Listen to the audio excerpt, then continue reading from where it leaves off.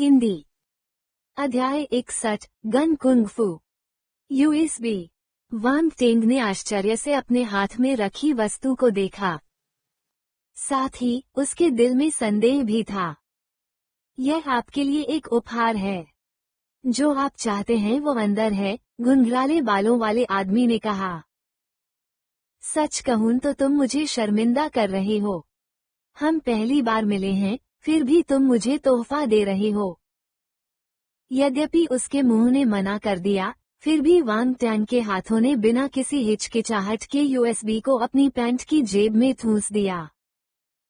आप इसे सिगरेट के भुगतान के रूप में ले सकते हैं। हाँ टिल्डा, घुंघराले बालों वाला आदमी जम्हाई लेकर लेट गया।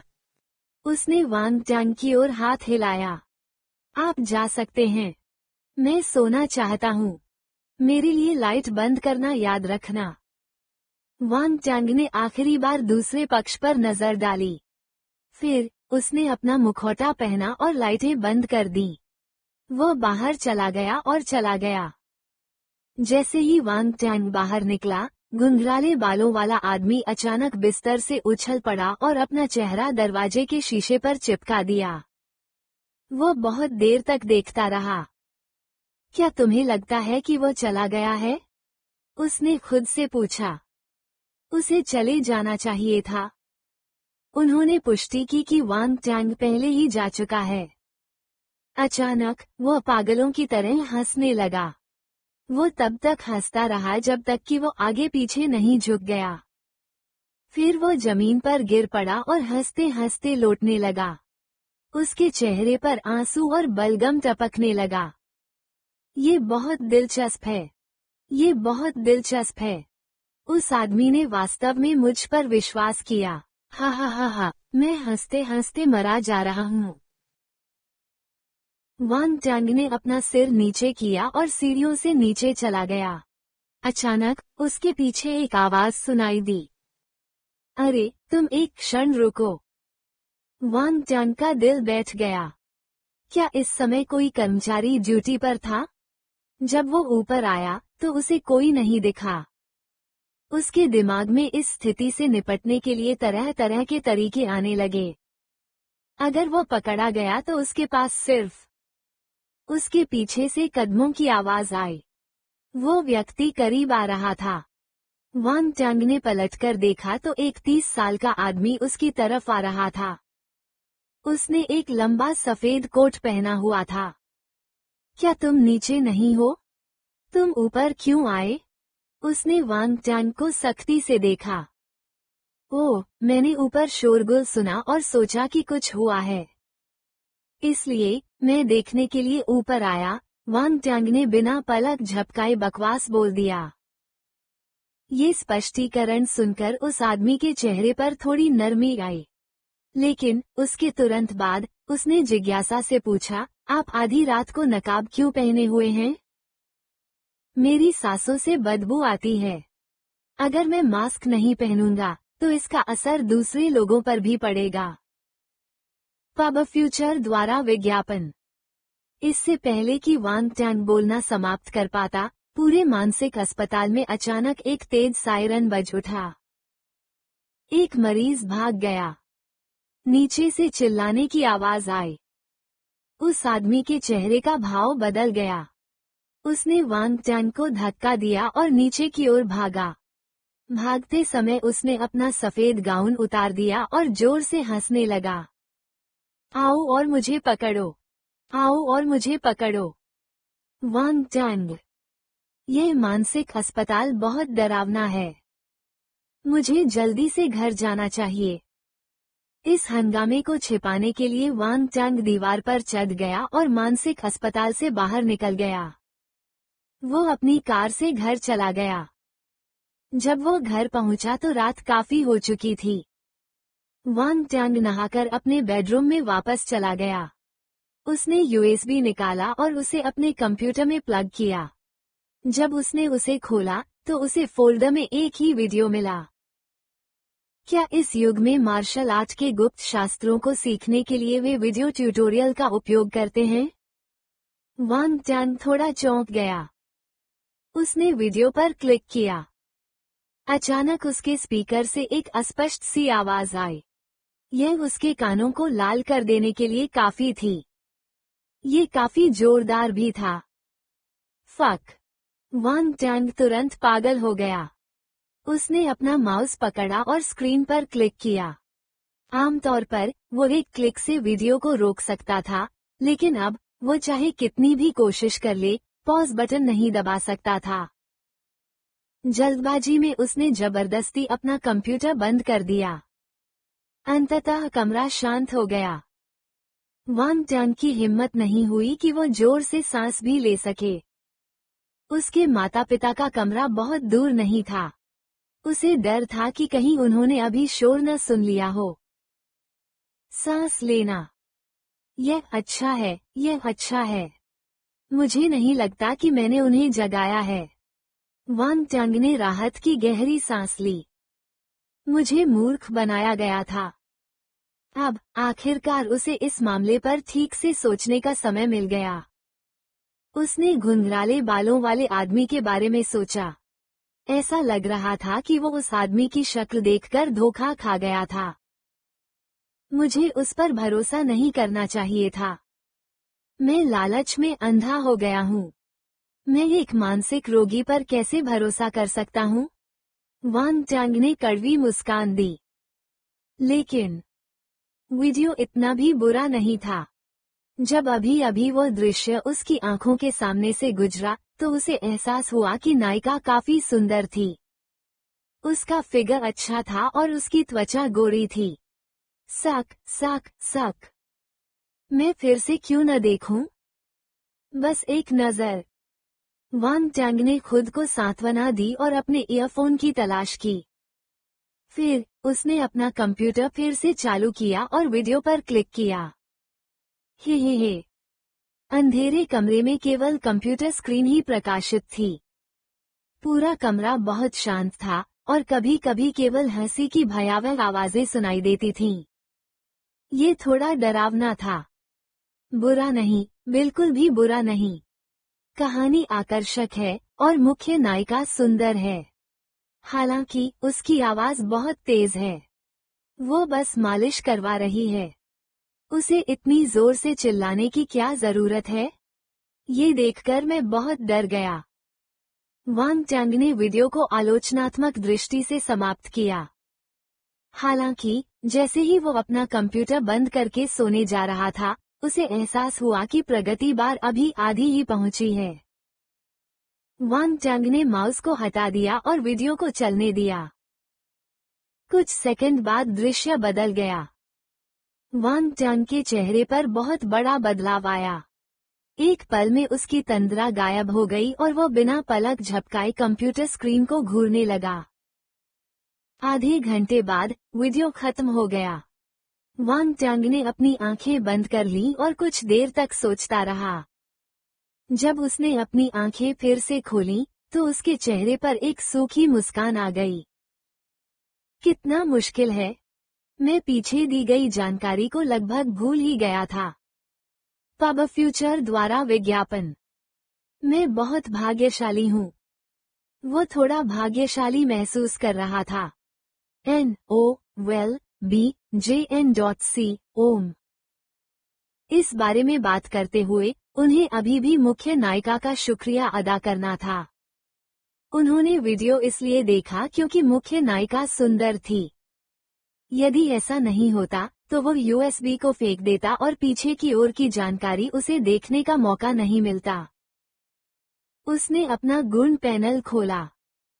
आत्मज्ञान 93, आत्मा 55, प्रतिभा शुरुआती चरण अग्नि प्रतिभा 11/300, शुरुआती चरण बर्फ प्रतिभा 13/300, शुरुआती चरण पृथ्वी प्रतिभा 12/300, आध्यात्मिक दृष्टि शुरुआती चरण 1.4, 10, दानव कमल विष शरीर 15/10,000, बल 64/100, अग्नि 1 सितारा सैनिक स्तर मार्शल योद्धा 100, बर्फ 1 सितारा सैनिक स्तर मार्शल योद्धा 100, पृथ्वी 1 सितारा सैनिक स्तर मार्शल योद्धा 0/100, जहर एक सितारा सैनिक स्तर मार्शल योद्धा। शास्त्र, लाल ज्वाला शास्त्र, आधार 20/100, गहरा बर्फ शास्त्र, आधार 12/100, पृथ्वी लोएस कौशल, पृथ्वी तत्व शील्ड, आधार 15/100। युद्ध तकनीक, बुनियादी युद्ध तकनीक, मुट्ठी, तलवार, ब्लेड, फुटवर्क के लिए उपस्थिति ज्ञान, बुनियादी छड़ी कौशल, पूर्ण, गन कुंग-फू, आधार 1/10, फायर किरण तलवार कौशल, आधार 43/100, Phantom ice fist, Aadhaar 13/100।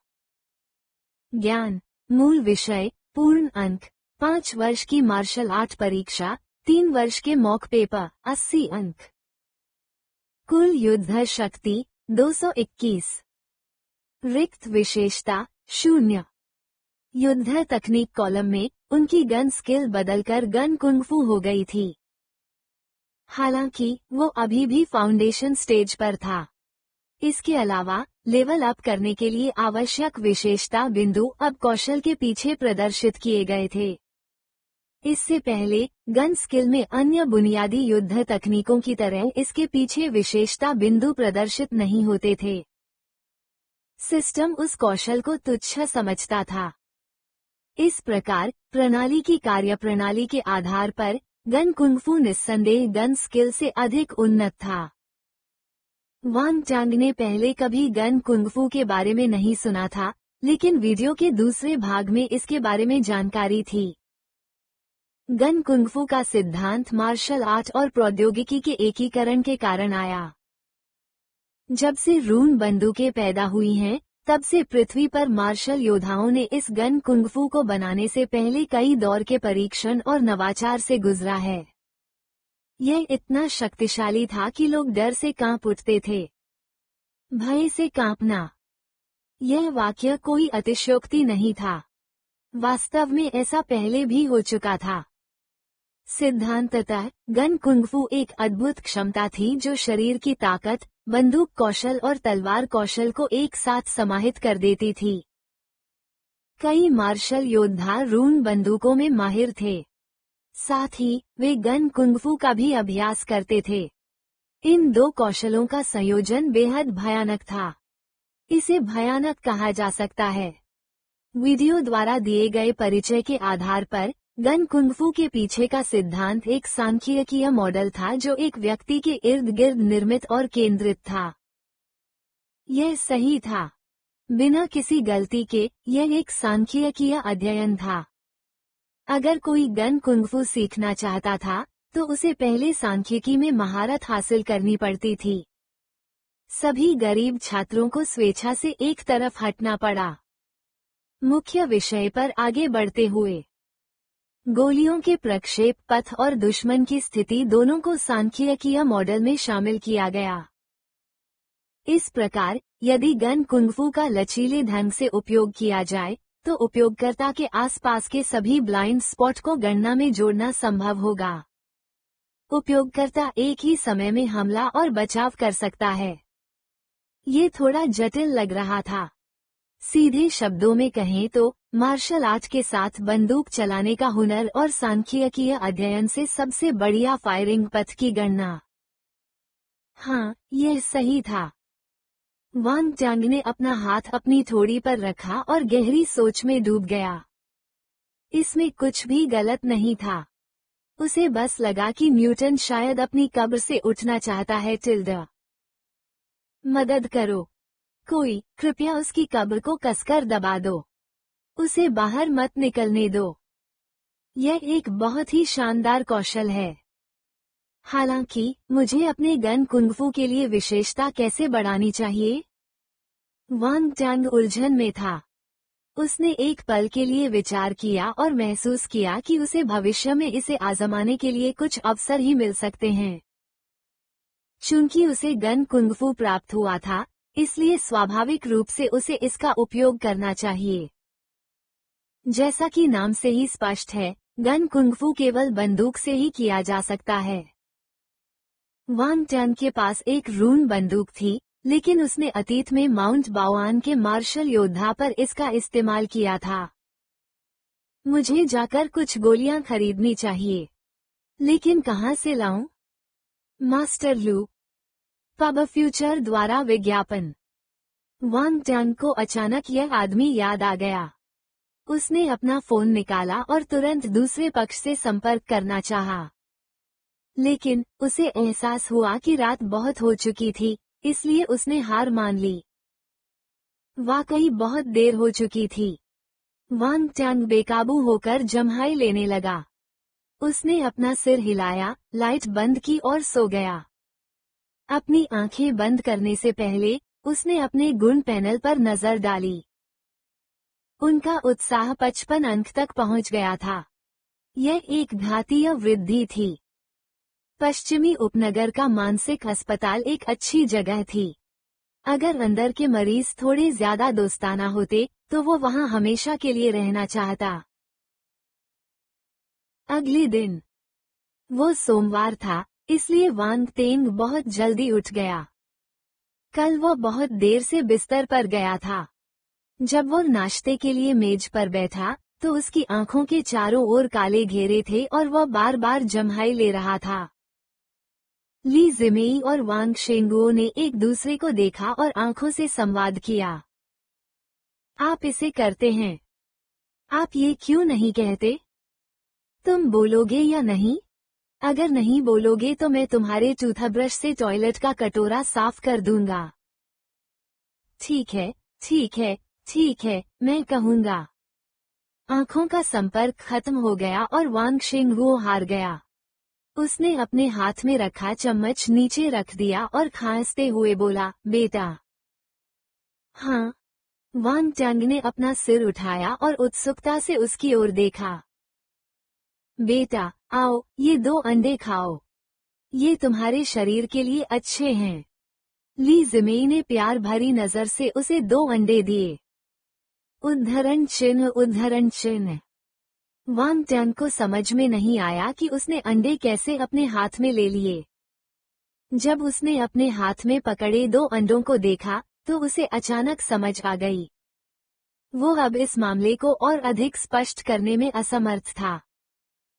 Ads by pub Future.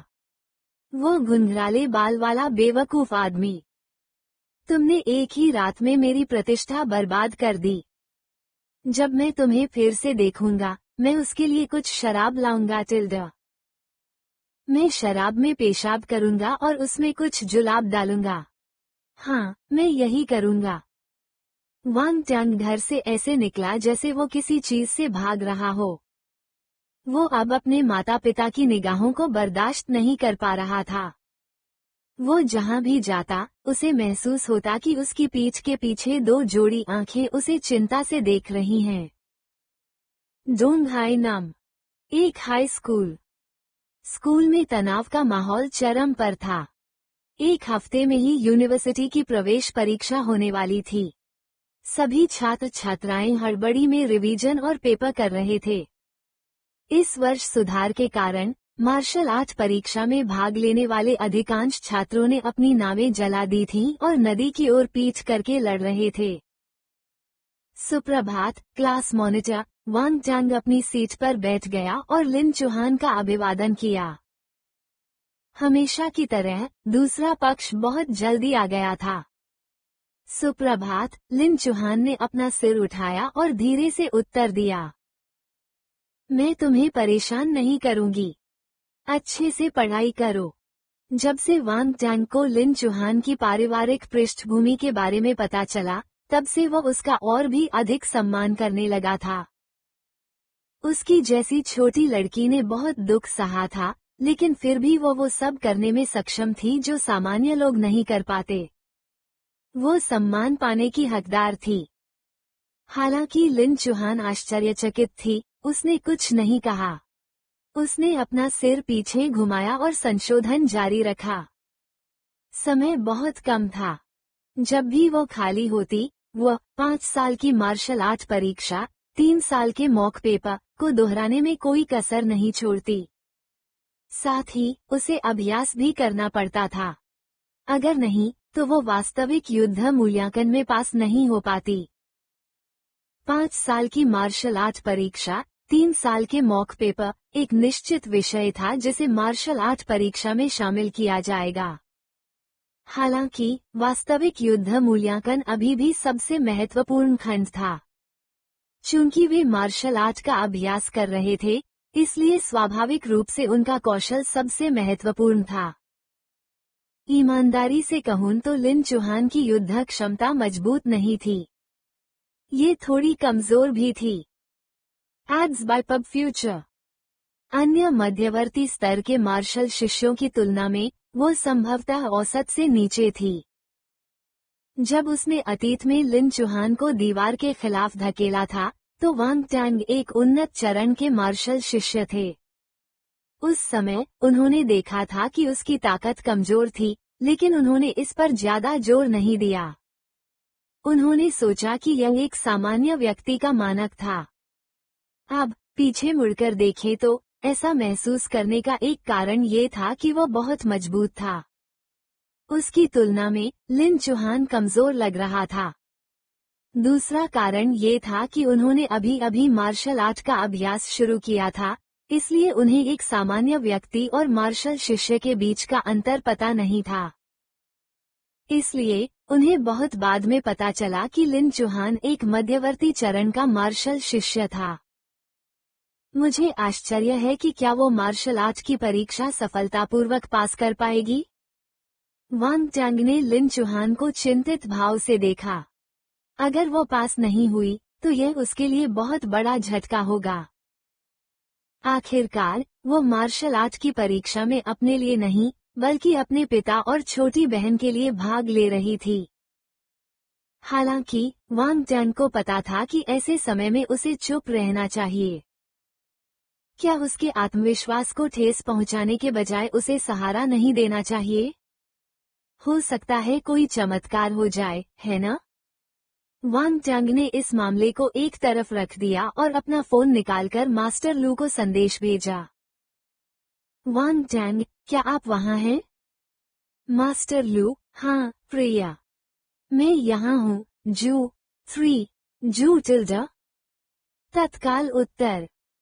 Wang Tang, क्या आप अपनी दुकान में गोलियां बेचते हैं?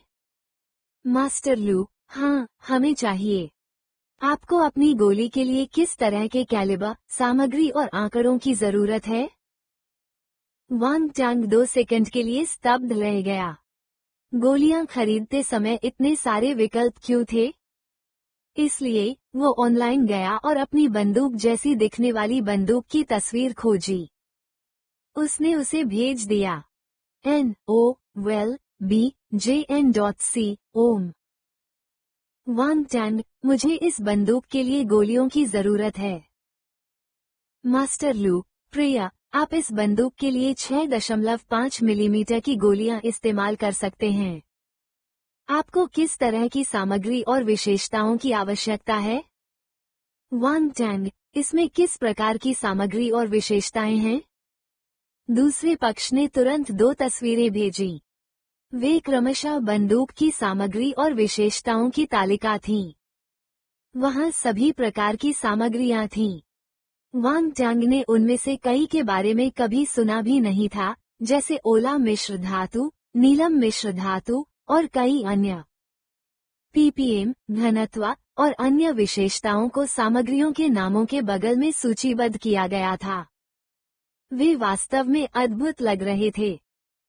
जहां तक कीमत की बात है, कुछ की कीमत कुछ हजार थी जबकि अन्य की कीमत दसियों हजार थी। कुछ की कीमत 6 अंकों में थी।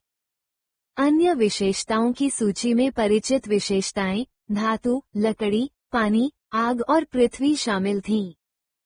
रूनों के प्रभाव को इस तरह शामिल किया गया था कि गोलियों की हमलावर शक्ति अधिक मजबूत और शक्तिशाली थी। लेकिन सबसे महत्वपूर्ण बात ये थी कि यह बहुत महंगा था। ये बहुत महंगा था। हे दुष्ट व्यापारी! दुष्ट व्यापारी! वांग टैंग ने मन ही मन कोसा, लेकिन फिर भी उसने दुकान से कुछ रून गोलियां खरीद लीं। लेकिन उन्होंने विदेशी ब्रांड से मिश्र धातु की गोलियां नहीं खरीदी। इसके बजाय उन्होंने झांग अलॉय से गोलियां लीं, जो उनके अपने देश द्वारा बनाई गई थी। हमें स्थानीय उत्पादों का समर्थन करना चाहिए। मास्टर लू की दुकान में झांग अलॉय का स्थान 7वां था। ये सस्ता भी नहीं था। वांग टांग ने बर्फ और अग्नि तत्व रून गोलियां चुनी। वे नियमित मिश्र धातु गोलियों से अधिक शक्तिशाली थीं। कुल मिलाकर उसने इन 2 तरह की गोलियों पर 300,000 खर्च किए थे। अपने हालिया खर्चों के साथ उसकी संपत्ति पहले से ही कम होने लगी थी। उसने कीमत चुकाई और ऑर्डर देना शुरू किया। फिर वो गोल चेहरे वाले मोटे मुर्गे का इंतजार करने लगा जो उसका सामान उसके घर पहुंचा देगा। वांग टांग ने अपना फोन नीचे रखा और कुछ पाठ सुने। उन्होंने 5 साल की मार्शल आर्ट परीक्षा, 3 साल के मॉक पेपर की विशेषताओं को भी उठाया। समय उड़ गया। रात को वांग टांग खाना खाने के लिए घर वापस चला गया। परिवार के लोग कभी कभी बैठकर बातें करते थे। अनजाने में ही वे विश्वविद्यालय प्रवेश परीक्षा के बारे में बात करने लगे। शिक्षा मंत्रालय ने इस साल एक सुधार किया है और मध्यवर्ती चरण के मार्शल शिष्यों को मार्शल आर्ट परीक्षा में भाग लेने की अनुमति दे रहा है। कितना अफसोस की बात है। आपने थोड़ा देर से अभ्यास शुरू किया। वांग शेंगुओ ने इसे दुर्भाग्यपूर्ण पाया। वांग टांग ने सिर्फ 1 महीने से भी कम समय तक अभ्यास किया था। वांग शेंगुओ ने कभी नहीं सोचा था कि उनका बेटा इतने कम समय में ही एक मध्यवर्ती चरण का मार्शल शिष्य बन जाएगा। इसलिए इस वर्ष उन्हें विश्वविद्यालय प्रवेश परीक्षा से कोई उम्मीद नहीं थी। वांग टांग ने अपना मुंह खोला, लेकिन उसने अपने पिता को ये कहते हुए सुना, हालांकि आपको चिंता करने की जरूरत नहीं है। मैं आपके स्कूल से आपको अपना साल दोबारा पढ़ने की अनुमति देने के लिए कह सकता हूँ। अगले साल भी हमारे पास मौका होगा। ये सही है बेटा, तुम्हारे पिता और मैं मानसिक रूप से तैयार हैं। तुम अगले साल फिर से परीक्षा दे सकते हो। तनाव मत लो, ली जिमेई ने अपने पति से सहमति जताते हुए कहा। वांग टांग ने फिर से बोलने के लिए अपना मुंह खोला। हालांकि अंत में उसने चुपके से आहें भर लीं। भूल जाओ, मैं बाद में उन्हें सरप्राइज दूंगी। उसने अपने माता पिता को अपनी योग्यता के बारे में नहीं बताया। आखिरकार उसे समझाना वाकई मुश्किल था। उन्हें परिणाम दिखाना और उन्हें खुश करना बेहतर था। खाना खत्म करने के बाद वांग टांग जिगसिन मार्शल हाउस के लिए निकल गया। जब वो रात को वापस आया तो गोल चेहरे वाला मोटा मुर्गा समय पर आ चुका था। वांग टांग ने रून मिश्र धातु की गोलियां प्राप्त की और उन्हें अपनी रून बंदूक के साथ अपने हथियार वाहक ताबूत में रख दिया। अब बस इतना ही बाकी था कि उसके गन कुंगफू के अंक बढ़ाए जाएं। पिछले कुछ दिनों में वांग टांग ने किसी को झाओ गंगू की छोटी टीम की जांच करने के लिए कहा था। परिणाम बहुत उत्साहवर्धक नहीं था। गिरोह में हर तरह के लोग शामिल थे। उनमें से ज्यादातर में कोई क्षमता नहीं थी और उनका जीवन स्थिर नहीं था। वे कमजोरों को धमकाते थे और मजबूत लोगों का सम्मान करते थे। वे छोटी कंपनियों से सुरक्षा शुल्क वसूलते थे। यह उल्लेख करने लायक बात नहीं थी। NOLBJN.C ओम। जहां तक झाओ गंगू का सवाल है, वो पहले से ही 30 साल से अधिक उम्र का था। वो एक उन्नत चरण का मार्शल शिष्य था, लेकिन उसकी प्रतिभा सीमित थी। Ads by pub Future. Wang Tang पहले से ही एक मार्शल योद्धा था। भविष्य में उसके स्तर में वृद्धि की गति धीमी नहीं होगी। वो केवल और अधिक मजबूत होता जाएगा। झाओ गंगू बहुत पीछे रह जाएगा और वो उसे पकड़ नहीं पाएगा। इस प्रकार अंत में वांग टांग ने झाओ गंगू और उसके गिरोह को स्वीकार करने का विचार छोड़ दिया। झाओ गंगू को जब अपनी अस्वीकृति का पता चला तो वो काफी देर तक स्तब्ध रह गए। उन्होंने यह उम्मीद नहीं की थी कि वांग टांग एक उन्नत स्तर के मार्शल शिष्य के उनके अधीन रहने के अनुरोध को अस्वीकार कर देंगे। क्या ये तिरस्कार था? वो मुझे बहुत नीची नजर से देख रहा है। उसने बदसूरत भाव से अपनी मुठियां भींच लीं। बगल में झाओ गंगबाओ मन ही मन खुश था। उस दुष्ट व्यक्ति ने उन्हें स्वीकार नहीं किया। जब तक वो भविष्य में वांग टैंग से दूर रहेगा, तब तक डरने की कोई बात नहीं थी। वो अभी भी दूसरे नंबर का अधिकारी था। अपने बड़े भाई के अलावा बाकी सभी अधीनस्थों को उसकी बात माननी पड़ती थी। भाई, अगर मैं कहूँ तो वो आदमी अंधा है। वो आपकी क्षमता नहीं देख पा रहा है। हमें उसका अनुसरण क्यों करना चाहिए? झाओ गंगबाओ ने इस अवसर का उपयोग आग को हवा देने के लिए किया। चतुर बनने का नाटक मत करो। झाओ गंगू ने उसे घूर कर देखा। फिर उसने अपने पीछे खड़े एक अधीनस्थ की ओर देखा और पूछा, हमारे पास कितना पैसा बचा है? 8 मिलियन से भी कम, अधीनस्थ ने उत्तर दिया। झाओ गंगू ने कहा, जाओ और कुछ और उधार ले लो। इसे 10 मिलियन बनाओ। मैं इसे उसे व्यक्तिगत रूप से दूंगा। क्या? 10 मिलियन? भाई, क्या तुम पागल हो? वो अब हमारी परवाह नहीं करेगा। हम उसे अभी भी 10 मिलियन क्यों दे रहे हैं? झाओ गंगबाओ उछल पड़ा और अविश्वास से झाओ गंगू को देखने लगा। वो देखना चाहता था कि उसका भाई डर से पागल तो नहीं हो गया है। तुम्हें कुछ भी देने की जरूरत नहीं है। मैं वो नहीं हूँ जिसने परेशानी खड़ी की है। अगर तुम भविष्य में उससे फिर मिलते हो, तो तुम जो चाहो कर सकते हो। झाओ गंगू ने अपने भाई का मजाक उड़ाया और उसका मजाक उड़ाया। वांग टैंग के बारे में सोचते ही झाओ गंगबाओ की हिम्मत जवाब दे गई।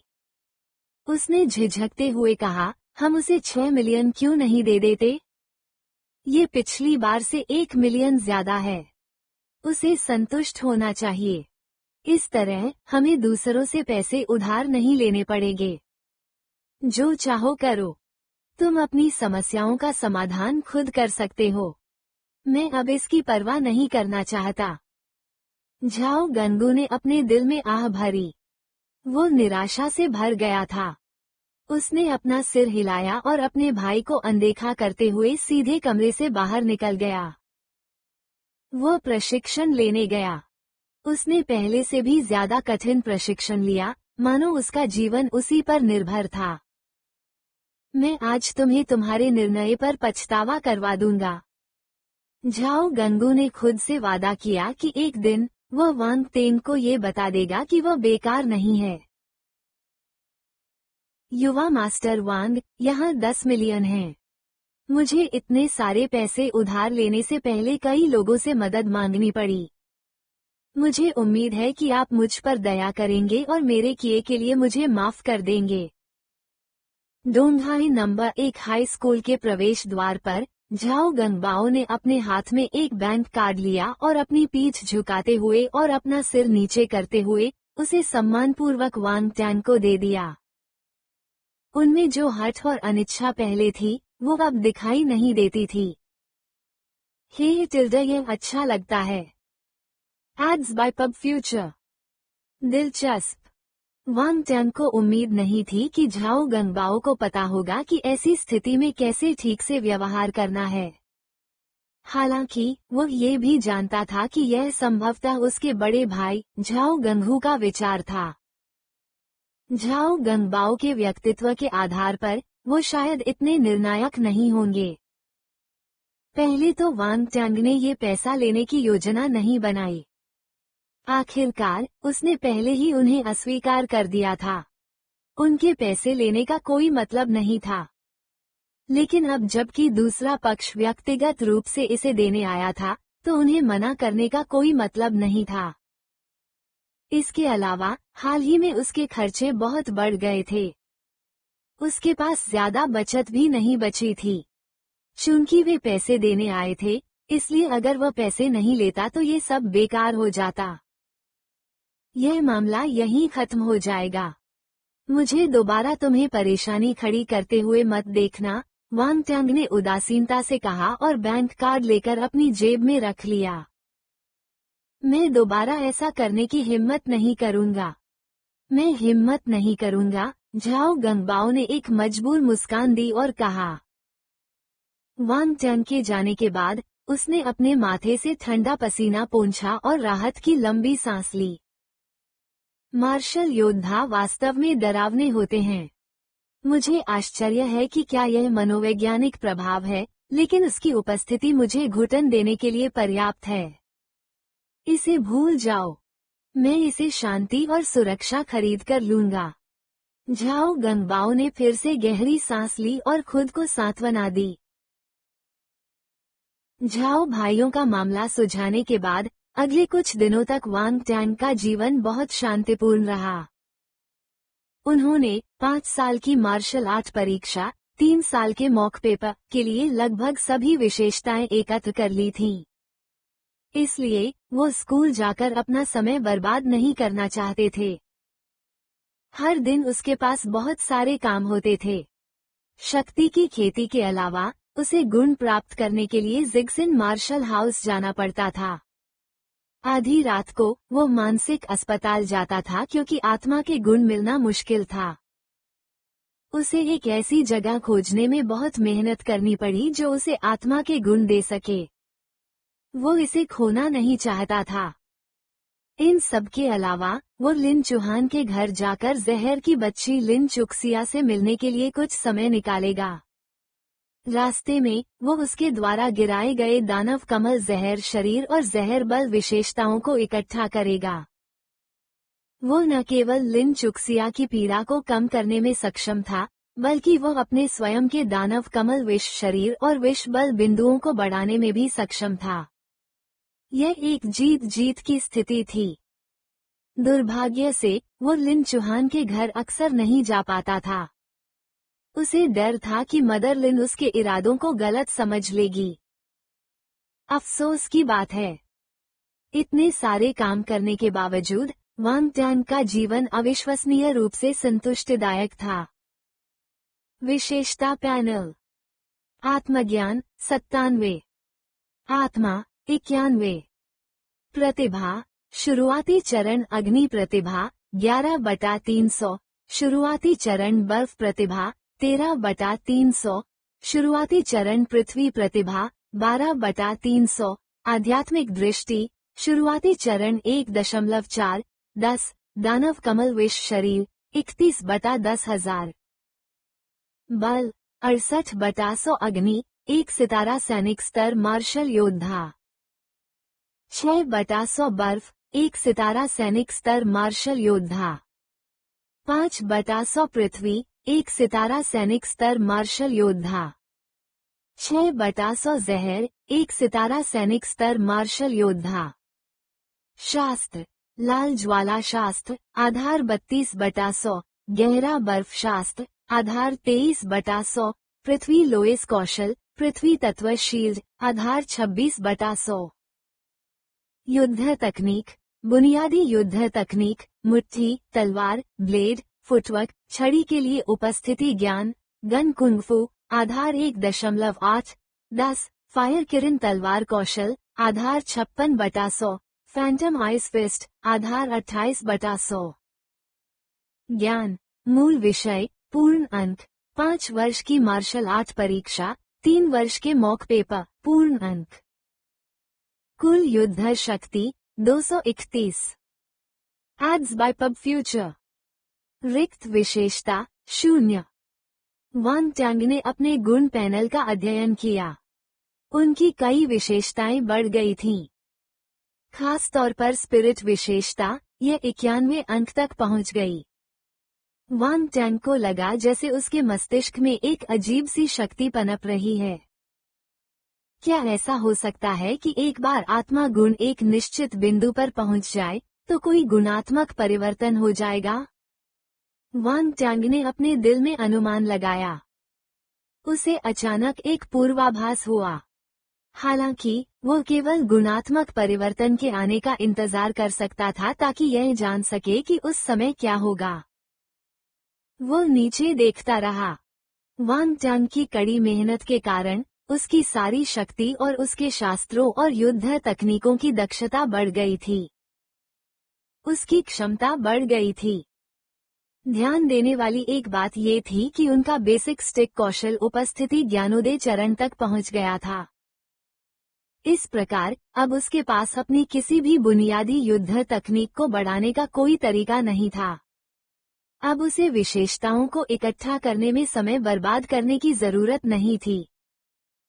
वांग चांग भी उल्लू निशानेबाजी क्लब में गए और गन कौशल विशेषताओं को चुनने की कोशिश की, ताकि ये देखा जा सके कि क्या इससे उनकी गन कुंगफू विशेषता में मदद मिलती है। अंततः गन कुंगफू फाउंडेशन 1.8-10। ये बताना मुश्किल नहीं था कि गन स्किल विशेषताओं का गन कुंगफू पर कितना प्रभाव था। आखिरकार ये गन कुंगफू का एक हिस्सा था, हालांकि इसका असर बहुत कम था। वांग चांग ने गन स्किल पॉइंट्स में 2 अंकों की बढ़ोतरी की थी, लेकिन उनके गन कुंगफू में केवल 0.8 की बढ़ोतरी हुई। यदि वो अपने गन कुंगफू अंक बढ़ाना चाहता तो उसे लंबी और थकाऊ यात्रा करनी पड़ती। शुक्रवार को स्कूल खत्म होने के बाद उनके प्रधानाध्यापक फैन वेमिंग ने परीक्षा पहचान पत्र वितरित किए। सबसे पहले उन्होंने सामान्य विश्वविद्यालय प्रवेश परीक्षा पहचान पत्र वितरित किए। फिर उन्होंने मार्शल आर्ट परीक्षा वाले पहचान पत्र वितरित किए। दूसरे छात्रों ने मार्शल आर्ट की परीक्षा में भाग ले रहे अपने सहपाठियों को अपना पहचान पत्र लेने के लिए आगे बढ़ते देखा। उनके चेहरों पर ईर्ष्या के भाव थे। हमारा क्लास मॉनिटर भी मार्शल आर्ट परीक्षा में भाग ले रहा है। जब लिन चौहान की बारी आई तो सभी लोग चौंक गए। लिन चौहान एक जानी मानी टॉप छात्रा थी। उसके नतीजों ने बाकी सभी छात्रों को बहुत ज्यादा अंतर से पीछे छोड़ दिया। वो डोंगहाई नंबर 1 हाई स्कूल में टॉप छात्रा थी, लेकिन वो वास्तव में मार्शल आर्ट की परीक्षा में बैठने जा रही थी। हर किसी को इस बात पर विश्वास करना कठिन लगा और ये थोड़ा अस्वीकार्य भी लगा। पहचान पत्र प्राप्त करने वाले अंतिम व्यक्ति वांग चांग थे, जो देर से आए थे। वांग चांग मार्शल आर्ट परीक्षा में भाग ले रहा है। जो छात्र अपना बैग पैक कर घर जाने की तैयारी कर रहे थे, उन्हें फिर से झटका लगा। क्या उसने पहले मार्शल आर्ट सीखा है? मैंने इसके बारे में कभी नहीं सुना। क्या वो अपनी योग्यता छिपा रहा है? हो सकता है। वो एक अमीर परिवार से है, इसलिए उसे सामान्य व्यक्ति की तुलना में मार्शल आर्ट का अभ्यास करने में आसानी होगी, किसी ने ईर्ष्या से कहा। हाँ, देखो तो तुम कितने ईर्ष्यालु हो टिल्डा, किसी ने तिरस्कार के साथ कहा। फैन वेमिंग ने सभी परीक्षा पहचान पत्र वितरित करने के बाद सभी से कहा, कल अच्छी तरह आराम करें। नियमित जीवनशैली अपनाएं। बहुत जल्दी या बहुत देर से न सोएं। उचित रूप से रिवीजन करें और अपनी मानसिकता को समायोजित करें। 5 जुलाई को अपने परीक्षा केंद्रों पर पहले पहुंचें। परीक्षा सुबह 8 बजे शुरू होगी। आराम से रहें और देर न करें। अपनी सारी चीजें लाना न भूलें, खास तौर पर अपना परीक्षा पहचान पत्र। हर साल कोई न कोई अपना पहचान पत्र लाना भूल जाता है। यह मत कहना कि मैंने तुम्हें याद नहीं दिलाया। अगर तुम्हारे साथ ऐसा हुआ तो तुम रो भी नहीं पाओगे। वो अपने विद्यार्थियों को गंभीरतापूर्वक और धैर्यपूर्वक ये बात याद दिलाते रहे। छात्रों ने हंसते हुए कहा कि वो बहुत चिड़चिड़ा है।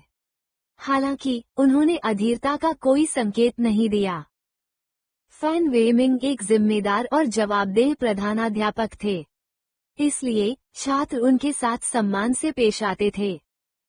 अपनी परीक्षाएं ठीक से दो और अपने जीवन के ये 3 साल बर्बाद मत करो। फैन वेमिंग ने नीचे युवा और जीवंत चेहरों को देखते हुए भावुक होकर कहा, एक मौके के लिए 3 साल की कड़ी मेहनत। फैन वेमिंग के शब्दों ने कई छात्रों के दिलों को छू लिया था। जब वे दृढ़ निश्चय के साथ घर गए तो उनका संकल्प और भी दृढ़ हो गया। विश्वविद्यालय प्रवेश परीक्षा 5 जुलाई को थी। छात्रों के जाने के बाद पूरे स्कूल की घेराबंदी कर दी गई। पिछली दुनिया की तुलना में इस दुनिया में कई चीजें अलग थीं। उदाहरण के लिए, पिछली दुनिया में विश्वविद्यालय प्रवेश परीक्षा से पहले 3 दिन की छुट्टी होती थी। इस दुनिया में केवल एक छुट्टी का दिन है। NOVEL-B-IN.C ओम। लेकिन परीक्षा स्थल तैयार करने के लिए भारी मात्रा में मानव संसाधन भेजे गए। एक दिन ही काफी था। डोंगहाई नंबर 1 हाई स्कूल एक शीर्ष स्कूल था, इसलिए स्वाभाविक रूप से ये परीक्षा स्थलों में से एक था। अन्य स्कूलों के साथ साथ कुछ प्रसिद्ध मार्शल आर्ट अकादमियां भी परीक्षा की तैयारी के लिए आज बंद रहीं। यह सही था। मार्शल आर्ट अकादमियां भी परीक्षा स्थल थीं, लेकिन उनका इस्तेमाल सिर्फ मार्शल आर्ट की परीक्षा के लिए किया जाता था। मार्शल आर्ट परीक्षा में भाग लेने वाले छात्रों के शरीर की जांच के लिए मार्शल आर्ट अकादमियों में सभी प्रकार के उपकरणों का उपयोग किया जाएगा। वांग टंग ने अपना परीक्षा पहचान पत्र लिया और लिन चौहान को अलविदा कहा। फिर वे अपने घर वापस चले गए। अगले दिन शनिवार को वांग टंग कहीं नहीं गया। वो घर पर ही आराम करता रहा। उसने अपनी सारी योग्यताएं बढ़ा ली थीं, जिन्हें बढ़ाने की जरूरत थी। एक दिन से कोई फर्क नहीं पड़ेगा।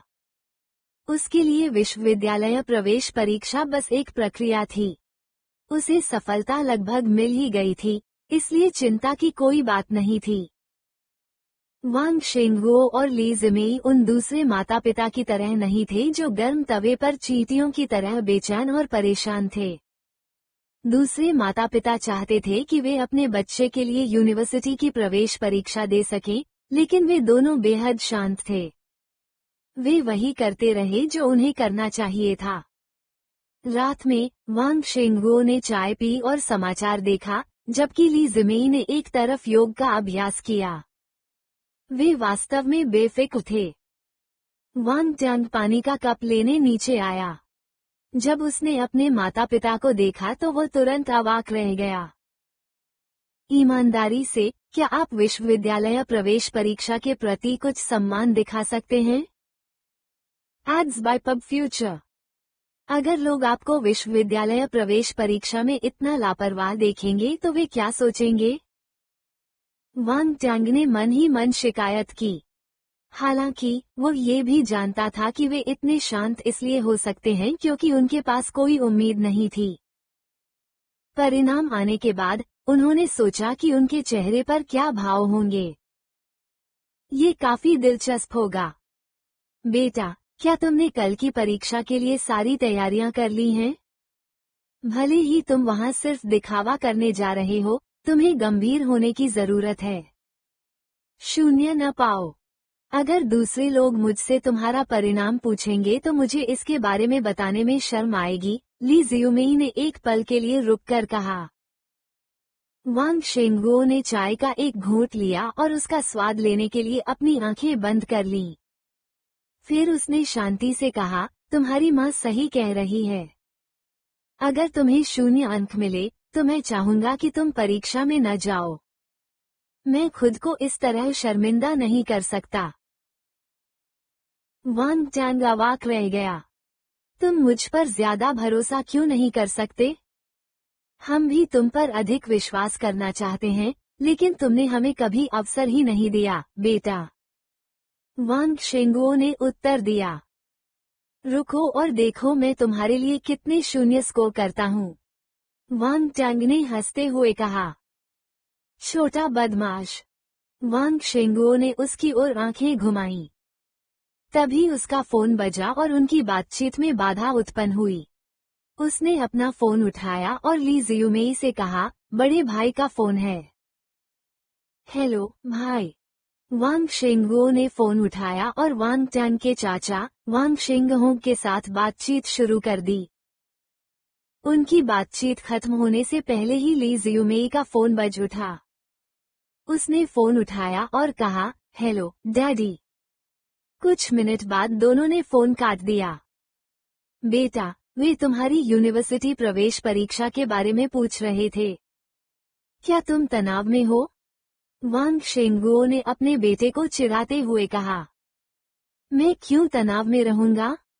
मैं वहाँ शून्य पाने जा रहा हूँ, है ना? अगर एक पर्याप्त नहीं है तो मैं 2 अंक लूंगा। वैसे भी शर्मिंदा होने वाले तो तुम दोनों ही हो, वांग टैंग ने बेपरवाही से कहा। वांग शेंगुओ और ली जिमेई के चेहरे काले पड़ गए। ये छोटा बच्चा क्या कह रहा था? Ads by pub future. जैसे ही वे तीनों बात करने लगे, उनके फोन फिर बज उठे। वांग टैंग के चाचा, चाची, चचेरे भाई सभी उसकी यूनिवर्सिटी प्रवेश परीक्षा को लेकर अपनी चिंता व्यक्त कर रहे थे। अंत में वांग शेंगुओ और ली जिमेई की निगाहें वांग टैंग को देखते हुए और अधिक खतरनाक हो गईं। बेटा, अगर तुमने इस विश्वविद्यालय प्रवेश परीक्षा में 1, 2, 3, 4 या 5 अंक नहीं प्राप्त किए, तो तुम यहाँ घर में महामुहिम से तूफान की उम्मीद कर सकते हो। ली जिमेई ने उसे धमकी दी। और साथ ही आपके सम्राट का हिंसक क्रोध। क्या आप तैयार हैं?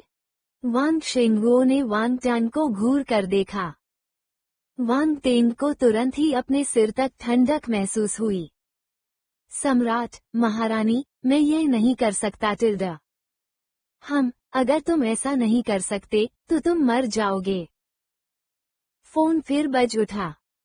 वांग शेंगुओ और ली जिमेई कुछ सेकंड के लिए चुप रहे। फिर उन्होंने एक साथ कहा, आप इसका उत्तर दे सकते हैं। आप इसका उत्तर दे सकते हैं। वांग टैंग के होठों के कोने फड़क उठे। उसे लगा कि उसके माता पिता इन पीड़ादायक कॉलों के कारण लगभग पागल हो रहे हैं। आइए अब एक गणित का प्रश्न हल करें। वांग शेंगुओ और ली जिमेई इस समय किस मानसिक आघात का सामना कर रहे हैं? अगर आप सही हैं तो आपको इनाम मिलेगा टिल्डा। ली जिमेई ने फोन पर कॉलर आईडी पर नजर डाली। उसने अपने पति से कहा, जल्दी करो। ये पिताजी हैं। हेलो पापा। वांग शेंगुओ ने जल्दी से फोन उठाया। तुमने इतनी देर से फोन क्यों उठाया? फोन की दूसरी तरफ से एक बूढ़े आदमी की ऊंची आवाज आई। वो थोड़ा सख्त लग रहा था। Ads by pub Future. ओह, मैं वॉशरूम में था। वांग शेंगुओ में बिना किसी हिचकिचाहट के अपने पिता के सामने बकवास करने की क्षमता थी। ठीक है, मैं आपसे बात करने के लिए बहुत आलसी हूँ। क्या मेरा पोता आपके पास है? उससे कहो कि वो कॉल रिसीव करे, दादाजी वांग ने अधीरता से कहा। ये रहे आपके दादाजी। वांग शेंगुओ ने आज्ञाकारी ढंग से अपना फोन वांग टैंग को थमा दिया। वो थोड़ा ईर्ष्यालु लग रहा था।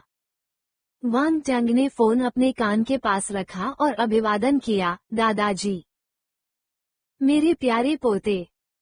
दादाजी वांग की आवाज तुरंत सुनाई दी। यह अभी भी वही व्यक्ति था, लेकिन अब वो बहुत मिलनसार लग रहा था। जब वांग शेंगुओ ने ये दयालु स्वर सुना तो उसका भाव और भी अधिक कटु हो गया। ली जिमेई ने एक तरफ हंसी उड़ाई। वांग टैंग और दादाजी वांग ने कुछ देर तक यूं ही बातें की। उन्होंने वांग टैंग से ज्यादातर उसकी यूनिवर्सिटी की प्रवेश परीक्षा के बारे में पूछा। अंत में दादाजी वांग ने कहा, परीक्षा ठीक से देना। तुम्हारी परीक्षा के बाद मैं एक उत्सव भोज का आयोजन करूंगा। वांग टैंग हमेशा दादाजी वांग के सामने आज्ञाकारी रहा था। यही कारण था कि दादाजी वांग हमेशा उसे एक आज्ञाकारी और अच्छा बच्चा मानते थे। उन्हें कभी यह संदेह नहीं हुआ कि वांग टैंग अपनी पढ़ाई में निराश है। वांग टैंग को अभी भी याद था कि दादाजी वांग ने पिछले जन्म में उसके लिए काफी बड़ा भोज आयोजित किया था। अंत में वो अपने परिणामों को जिज्ञासु लोगों से छिपाने में सक्षम नहीं था, इसलिए भोज अभिजात वर्ग के बीच एक मजाक में बदल गया। दादाजी वांग लगभग गुस्से से मर गए। जब वांग टैंग ने इस बारे में सोचा तो उसे अपराध बोध और पछतावा महसूस हुआ। सौभाग्यवश इस जीवन में वो इस संसार में एक बग था। विश्वविद्यालय प्रवेश परीक्षा? हम्फ। वांग ट्यांग ने मन ही मन तय कर लिया कि इस बार उसे सबको सरप्राइज देना ही होगा। वो उन लोगों के सामने खुद को साबित कर देगा जिन्होंने अतीत में उसे नीची नजर से देखा था। वो उन्हें दिखाएगा कि उनसे आगे निकलने का क्या मतलब है। दादाजी वांग के फोन काटने के बाद किसी ने उन्हें दोबारा फोन नहीं किया। वांग शेंगुओ और ली जिमेई ने राहत की सांस ली। पहले तो वे बहुत शांत थे, लेकिन अब उनके चेहरे पर दुख के भाव थे और दिल में कड़वाहट थी। हमें क्या करना चाहिए? ली जियुमेई ने पूछा। क्यों न हम अपने बेटे की टांग तोड़ दें ताकि उसे कल यूनिवर्सिटी की प्रवेश परीक्षा न देनी पड़े। इस तरह उसका कोई परिणाम नहीं आएगा। वांग शेंगुओ ने एक बुरा विचार सोचा। ली जियुमेई की आंखें चमक उठीं। क्यों न हम भी कोशिश करके देखें? कहते हैं कि मार्शल आर्ट का अभ्यास करने वाले लोग जल्दी ठीक हो जाते हैं, इसलिए वो कुछ दिनों में ठीक हो जाएगा। पैर टूटने से उस पर कोई असर नहीं पड़ना चाहिए। क्या तुम शैतान हो? मैं तुम्हारा सगा बेटा हूँ। वांग ट्यांग डर के मारे कांप उठा। कल की सुर्खियां होंगी। चौंकाने वाली खबर। एक छात्र के माता पिता ने उसे विश्वविद्यालय प्रवेश परीक्षा में बैठने से रोकने के लिए उसका पैर तोड़ दिया क्योंकि वो पढ़ाई में बहुत कमजोर था। क्या ये मानव स्वभाव की विकृति है या नैतिकता का पतन? कौन जानता था कि विश्वविद्यालय प्रवेश परीक्षा से एक रात पहले वांग ट्यांग को किस तरह का डर सता रहा होगा? इस घटना में सभी के लिए एक सबक था। अपने माता पिता को नाराज मत करो। जब वे नाराज होते हैं तो वे इंसान नहीं होते। अगले दिन वांग ट्यांग बहुत जल्दी उठ गया। वो अपने माता पिता के जागने से पहले घर से बाहर निकलना चाहता था ताकि वे उसका पैर न तोड़ दें। दुर्भाग्यवश वो अपनी माँ से पहले कभी नहीं आ सका। ली शियुमेई एप्रन पहने हुए थी और हाथ में नाश्ता लेकर रसोई से बाहर आई। जब उसने वांग ट्यांग को देखा तो वो चौंक गई। बेटा, तुम्हारी आंखों के नीचे बैग क्यों है? क्या तुमने कल ठीक से आराम नहीं किया? वांग ट्यांग ने जवाब देने में अपनी अनिच्छा व्यक्त की। क्या तुमने सचमुच सोचा था कि तुम्हारे पिता और मैं तुम्हारा पैर तोड़ देंगे? ली जिमेई ने आश्चर्य से पूछा। हम्फ, तुम्हारे पिता और मैं इतने क्रूर कैसे हो सकते हैं? ली जियुमेई ने बेशर्मी से उन शब्दों को नजरअंदाज कर दिया जो उसने कल रात कहे थे। हम्फ, जल्दी करो और अपना नाश्ता खाओ, छोटे बच्चे। ली जियुमेई ने असहाय होकर कहा। नाश्ता खत्म करने के बाद वांग शेंगुओ ने वांग ट्यांग को व्यक्तिगत रूप से परीक्षा स्थल पर भेजने की योजना बनाई। उसे कोई उम्मीद नहीं थी, लेकिन श्री वांग अभी भी परीक्षा को बहुत महत्व देते थे। बेटा, क्या तुम अपना पहचान पत्र और परीक्षा पहचान पत्र लेकर आए हो? जाने से पहले ली जिमेई ने फिर चिंतित होकर पूछा। हाँ, वांग ट्यांग ने जवाब दिया। मैं आपके लिए जांच करूंगी। ली जियुमेई ने वांग ट्यांग के पहचान पत्रों का व्यक्तिगत रूप से निरीक्षण किया, फिर उसे सहज महसूस हुआ। फिर उसने पिता और पुत्र को विदा किया। डोंगहाई नाम, एक हाई स्कूल। वांग ट्यांग की मानक परीक्षा डोंगहाई नंबर 1 हाई स्कूल में आयोजित की गई थी। इस समय हाई स्कूल के गेट के बाहर कई छोटी गाड़ियां खड़ी थीं। स्कूल द्वारा बनाई गई नाकाबंदी रेखा के बाहर छात्र छोटे छोटे समूहों में इकट्ठे हुए थे और हर जगह चर्चाएं सुनी जा सकती थीं। दृश्य असाधारण रूप से शोरगुल वाला लग रहा था। दूसरी तरफ कुछ बसें खड़ी थीं। बसों के नीचे भी कई छात्र जमा हो गए थे। वे एक दूसरे से कानाफूसी कर रहे थे और दूसरों की तुलना में अधिक संकोची लग रहे थे। ये छात्र विश्वविद्यालय प्रवेश परीक्षा में भाग लेने के लिए आसपास के क्षेत्रों से आए थे। वांग ट्यांग अपनी कार से उतरा और आसपास की जगहों पर नजर दौड़ाई। वो देखना चाहता था कि क्या कोई परिचित व्यक्ति है। उसके पीछे से एक आवाज आई। युवा मास्टर वांग, यहाँ पर। वांग टैंग ने अपना सिर घुमाया और देखा कि यांग जियान चिल्लाते हुए उसकी ओर हाथ हिला रहा है। लिन चुहान और उसकी कक्षा के कुछ अन्य छात्र भी उसके पास थे। पिताजी, मेरे सहपाठी मुझे बुला रहे हैं। मैं पहले जाऊंगा, वांग टैंग ने वांग शेंगुओ से कहा। आगे बढ़ो। मैं तुम्हारी परीक्षा के बाद आकर तुम्हें ले जाऊंगा। वांग शेंगुओ ने सिर हिलाया। इसकी कोई जरूरत नहीं है। मैं दोपहर में अकेले घर जा सकता हूँ। आप अपने काम पर ध्यान दे सकते हैं, वांग टैंग ने जवाब दिया। कोई बात नहीं। एक दिन कोई दिक्कत नहीं होगी। फिर तो तय हो ही गया। मैं बाद में आकर तुम्हें ले जाऊंगा। वांग शेंगुओ ने अपनी बात खत्म करने के बाद अपनी कार चलाई। वांग टैंग वहां गया और लिन चुहान और उसके सहपाठियों के साथ शामिल हो गया। आपकी तैयारी कैसी है? वांग टैंग ने लिन चुहान और यांग जियान से सहजता से पूछा। बुरा नहीं है। सामान्य परीक्षा मेरे लिए कोई समस्या नहीं होनी चाहिए, यांग जियान ने कहा। आज हम भाषा, गणित और अंग्रेजी की परीक्षा दे रहे हैं। चिंता की कोई बात नहीं है।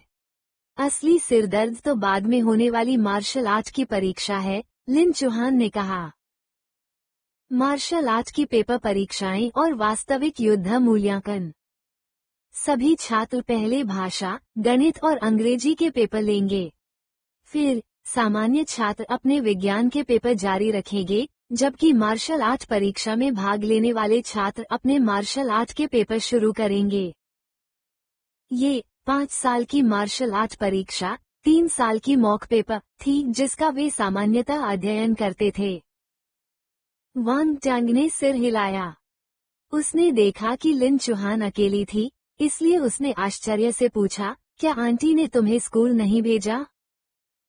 लिन चुहान ने कहा, मैं नहीं चाहता था कि वह आए। वांग टैंग ने जवाब में कुछ नहीं कहा। लिन चुहान की पारिवारिक स्थिति बहुत ही खास थी। उसकी मां पूरे परिवार की देखभाल कर रही थी, इसलिए वो बहुत व्यस्त थी। उसका न आना स्वाभाविक था।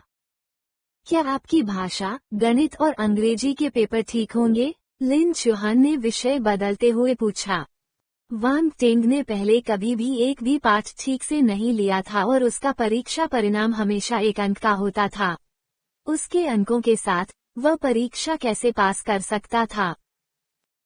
लेकिन लिन चुहान को वांग टैंग का आत्मविश्वास देखकर संदेह हुआ। ऐसा लग रहा था कि नतीजे पाना उसके लिए कोई मुश्किल काम नहीं था। चिंता मत करो, चिंता मत करो। जैसी कि उम्मीद थी, वांग टैंग ने वैसा ही व्यवहार किया। ठीक है, जब तक आप आश्वस्त हैं, लिन चुहान ने कहा। छोटे जियान, क्या वे तुम्हारे सहपाठी हैं? यांग जियान के बगल में बैठा एक अधेड़ उम्र का आदमी बातचीत में कूद पड़ा। हाँ, पिताजी, वे मेरे पीछे बैठते हैं। वे मार्शल आर्ट परीक्षा में भी भाग ले रहे हैं, यांग जियान ने सिर हिलाकर जवाब दिया। क्लास मॉनिटर, यंग मास्टर वांग, ये मेरे पिता हैं।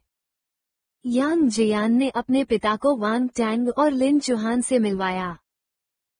अंकल यांग, आपसे मिलकर खुशी हुई। वांग टैंग और लिन चुहान ने जल्दी से उस आदमी का अभिवादन किया। यांग जियान के पिता ने मुस्कुराते हुए कहा, आपसे मिलकर मुझे भी अच्छा लगा। आप सभी मार्शल आर्ट की परीक्षा दे रहे हैं, इसलिए हो सकता है कि आप एक ही विश्वविद्यालय में पढ़ने जाएं। भविष्य में आप एक दूसरे से ज्यादा बातचीत कर सकेंगे।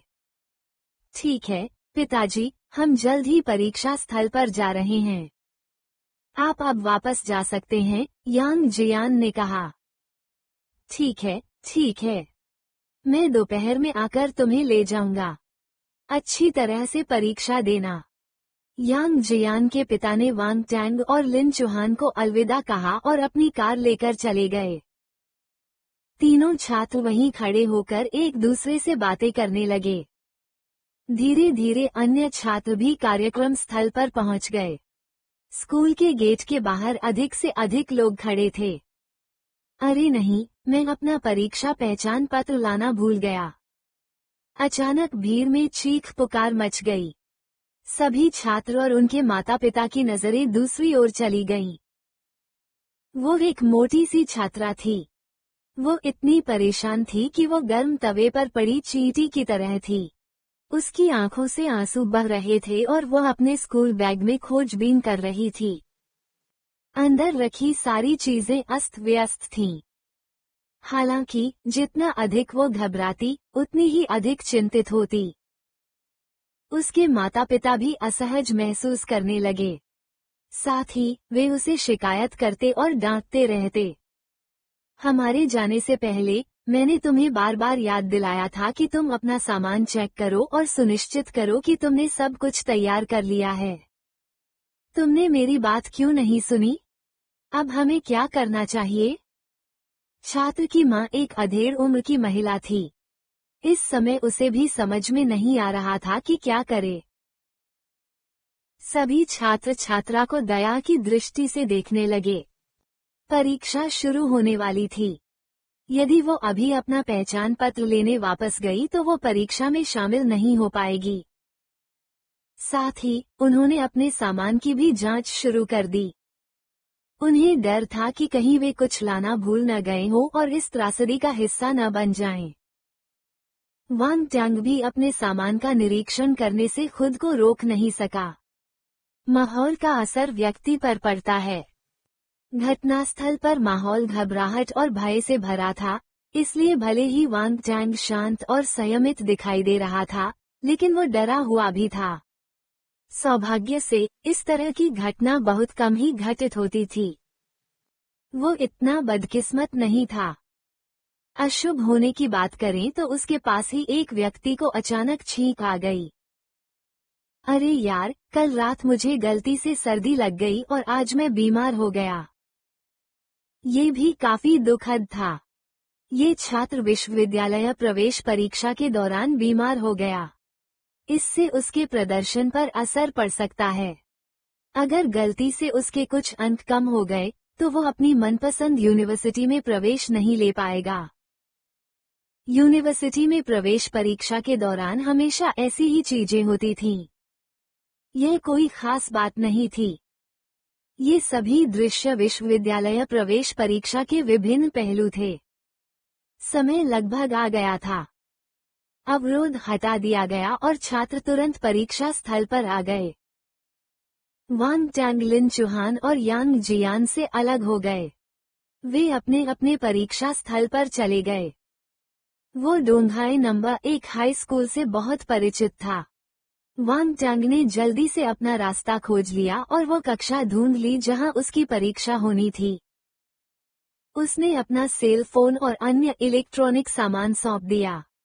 फिर उसने अपना पहचान पत्र और परीक्षा पहचान पत्र सत्यापित किया। उसके बाद वांग टैंग आखिरकार कमरे में प्रवेश कर सका। वो अपनी सीट ढूंढकर बैठ गया और धैर्यपूर्वक परीक्षा शुरू होने की प्रतीक्षा करने लगा। कुछ देर बाद स्कूल के ब्रॉडकास्टिंग सिस्टम पर एक आवाज आई। इसमें परीक्षा स्थल के नियमों के साथ साथ ध्यान रखने योग्य बातें भी बताई गईं। छात्रों ने घोषणा को ध्यानपूर्वक सुना, उन्हें एक भी बिंदु छूट जाने का डर था। विश्वविद्यालय प्रवेश परीक्षा के दौरान एक अंक का अंतर छात्रों की पूरी कक्षा से ऊपर उठने के लिए पर्याप्त हो सकता था। कोई गलती नहीं होने दी गई। जब प्रसारण समाप्त हुआ तो विश्वविद्यालय प्रवेश परीक्षा आधिकारिक रूप से शुरू हो गई। सबसे पहले भाषा की परीक्षा थी। शिक्षक ने एक एक करके पेपर बांटे। पेपर पर प्रश्न देखकर वांग टैंग मुस्कुराया। भाषा का पेपर 2.5 घंटे तक चला। वांग टैंग ने इसे पूरा करने में केवल 1.5 घंटे का समय लगाया। शेष 1 घंटे में उन्होंने कुछ नहीं किया। हालांकि उन्होंने परीक्षा स्थल छोड़ने का फैसला नहीं किया। इसके बजाय उन्होंने घंटी बजने का इंतजार किया और फिर अन्य छात्रों के साथ कमरे से बाहर निकल गए। उत्तेजित अभिभावकों की भीड़ हाई स्कूल के गेट के बाहर उत्सुकता से इंतजार कर रही थी। जैसे ही छात्र बाहर आए और अपने अभिभावकों को देखा, इससे पहले कि वे कुछ कह पाते, सभी अभिभावकों ने सीधे उनके सामने पूछा, तुम्हारी परीक्षा कैसी रही? कुछ लोग खुश थे, जबकि अन्य लोग दुखी थे। आखिरकार, यह विश्वविद्यालय की प्रवेश परीक्षा थी। ये, यदि आप दुखी हैं, तो मैं स्वाभाविक रूप से खुश हूँ, का दृश्य था। वांग शेंगुओ उनकी तुलना में बहुत शांत था। उसने वांग ट्यांग से पूछा भी नहीं। वो बस उसे घर ले गया। जब वे वापस लौटे, तो ली जिमेई ने भी वैसा ही व्यवहार किया। वो इतनी शांत थी कि उसे ऐसा लग रहा था जैसे उसका कोई बच्चा विश्वविद्यालय की प्रवेश परीक्षा में भाग नहीं ले रहा है। वांग ट्यांग खुद को असहाय महसूस कर रहा था। क्या वे कल उसका पैर तोड़ने के बारे में नहीं सोच रहे थे? वे ऐसा क्यों व्यवहार कर रहे थे जैसे कुछ हुआ ही न हो? जब उसके माता पिता इतने अजीब थे तो वह क्या कर सकता था? गणित की परीक्षा दोपहर को थी और अगले दिन उसे अंग्रेजी की परीक्षा देनी थी। वांग ट्यांग ने बिना किसी रुकावट के सब कुछ सफलतापूर्वक पूरा कर लिया। इसके बाद मार्शल आर्ट की परीक्षा थी। वांग ट्यांग को दूसरे दिन दोपहर में परीक्षा में भाग लेने की आवश्यकता नहीं थी, इसलिए वो जल्दी घर वापस चला गया। मार्शल आर्ट की परीक्षा तीसरे दिन दूसरे स्थान पर थी। वांग शेंगुओ और ली जिमेई चौंक गए। तुमने मार्शल आर्ट परीक्षा के लिए आवेदन किया था? वांग ट्यांग ने उन्हें इस बारे में नहीं बताया था। इसलिए, जब उन्होंने सुना कि वांग ट्यांग मार्शल आर्ट परीक्षा में भाग लेने जा रहा है, तो वे चौंक गए। यह सही है। अगर नहीं, तो मैं मार्शल आर्ट का अभ्यास क्यों कर रहा हूँ? वांग ट्यांग ने सही कहा। लेकिन आपने अभी अभी मार्शल आर्ट सीखना शुरू किया है और अभी तक इंटरमीडिएट स्टेज मार्शल शिष्य की आवश्यकताओं को पूरा नहीं किया है। अगर आप अभी परीक्षा देंगे तो क्या ये समय की बर्बादी नहीं होगी? इसके अलावा, मैंने सुना है कि मार्शल आर्ट परीक्षा का वास्तविक मुकाबला मूल्यांकन बहुत खतरनाक है। अगर आप कल जाएंगे तो आप पिटाई की मांग करेंगे, वांग शेंगुओ ने सख्त भाव से कहा। बेटा, तुम्हें अपने जीवन के साथ खिलवाड़ नहीं करना चाहिए। ली जिमेई यह सुनकर घबरा गई। चिंता मत करो। अगर मैं कल इंटरमीडिएट स्टेज मार्शल डिसिप्लिन परीक्षा भी पास नहीं कर पाया, तो मुझे वास्तविक युद्ध मूल्यांकन में भाग नहीं लेना पड़ेगा। वांग ट्यांग ने अपना हाथ हिलाया। ओह, ये सही है। वांग शेंगुओ को होश आया। उसने उत्सुकता से पूछा, उस स्थिति में, जब तुम्हें कोई उम्मीद नहीं थी, तो तुमने परीक्षा के लिए आवेदन क्यों किया? मैं इसका अनुभव करना चाहता हूँ, वांग ट्यांग ने अपने पिता की तरह ही बकवास कहा। ठीक है, पहले से ही इसका अनुभव करना अच्छा है। आपको पता चल जाएगा कि अगले साल क्या करना है। वांग शेंगुओ ने सिर हिलाया और जवाब दिया। 10 जुलाई, विश्वविद्यालय प्रवेश परीक्षा का तीसरा दिन। सुबह सुबह वांग ट्यांग डोंगहाई नंबर 1 हाई स्कूल पहुंचे। स्कूल का गेट हमेशा की तरह लोगों से भरा हुआ था। यह मार्शल शिष्य परीक्षा का पहला दौर था, मार्शल शिष्य स्तर का निरीक्षण। ये चरण हाई स्कूल में आयोजित नहीं किया जाएगा। इसके बजाय विभिन्न प्रसिद्ध मार्शल आर्ट अकादमियों में इसका आयोजन किया जाएगा।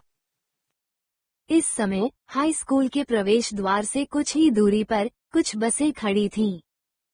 लिन चौहान और मार्शल आर्ट परीक्षा में भाग लेने वाले अन्य छात्र पहले से ही एकत्र थे। दूसरे साधारण छात्र कभी कभी उस दिशा में देखते और आपस में फुसफुसाते। उनकी आंखों में ईर्ष्या के भाव थे। NO12BIN.com। वे हाई स्कूल के छात्र हैं जो मार्शल आर्ट परीक्षा में भाग ले रहे हैं। इस साल सुधार हुआ है, इसलिए इंटरमीडिएट स्टेज मार्शल शिष्यों को भी परीक्षा के लिए आवेदन करने का मौका मिला है। पिछले साल की तुलना में स्पष्ट रूप से अधिक लोग हैं। दुर्भाग्य से हमारे पास अभी भी मौका नहीं है। सांस। मार्शल योद्धा पहले से ही उच्च वर्ग के समाज का प्रतीक बन चुके थे।